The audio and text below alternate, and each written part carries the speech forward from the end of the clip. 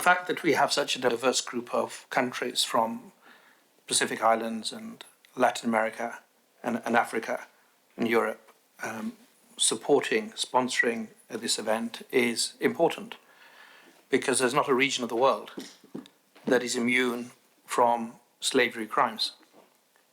And it's only right, I think it's very appropriate, that today, when we launch this new policy, we do so on the International Day for the Abolition of Slavery that was announced or proclaimed by the United Nations General Assembly. Slavery crimes, in my view, are misunderstood. They're often denied, they're diminished, or they're just dismissed. And sometimes they can be camouflaged by linguistic euphemisms or normalized to the point where they're actually unseen. And as a result, they evade accountability. This present policy on slavery crimes decisively unmasks and carefully scrutinizes slavery crimes. It peers directly into the eyes of the enslaved, even if that's uncomfortable. And it looks directly at the experiences of enslavement. But the gaze is not rude, it's not disrespectful, but unflinchingly it is held to demolish untruthful stereotypes about slavery crimes. And the fact that we ignore so much of that history has come back to bite us in many senses, because essentially law has been reduced to a text without a context.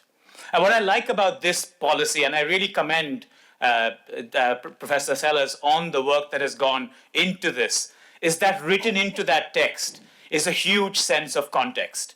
And it's brought out in so many different ways. And I think it really, really centralizes the experience that we have of colonization, of occupation, of anthropocentrism, and of patriarchy, that really gives us the blueprint from which slavery occurs. The policy speaks to, one, victim-centered approach. The policy speaks to trauma-centered approach. The policy speaks to gravity of the crimes of slavery.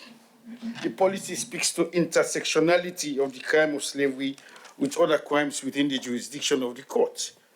The policy speaks to prioritizing the crimes of slavery from preliminary examination stage to trial, reparation, through to appeals phases.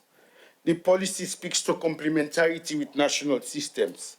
The policy speaks to employing investigative techniques to prevent re-traumatization of victims of slavery.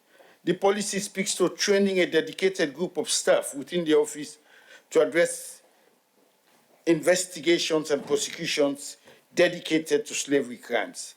The policy speaks to recognition of slavery as the mother of all crimes, categorizing it alongside possibly only below genocide. The policy speaks to addressing reparations. That's my interest. And the policy speaks to gravity. It is estimated that in 2023, around 50 million people lived in modern slavery, a concept in which work free includes forced labor. 1 in 4 were children. 54% were women and young girls. This is a revolting reality that we need to denounce and eradicate. A reality often overlooked and informed by misconceptions, as very well described here today by Professor Sellers, jeopardizing specific actions to address the problem and to hold accountable those responsible. This is why this initiative of the Office of the Prosecutor is so important. It puts victims at the center. It seeks to ensure that there is no impunity for slavery crimes. It gives hope to victims, and it calls the parties to the Rome Statute to action.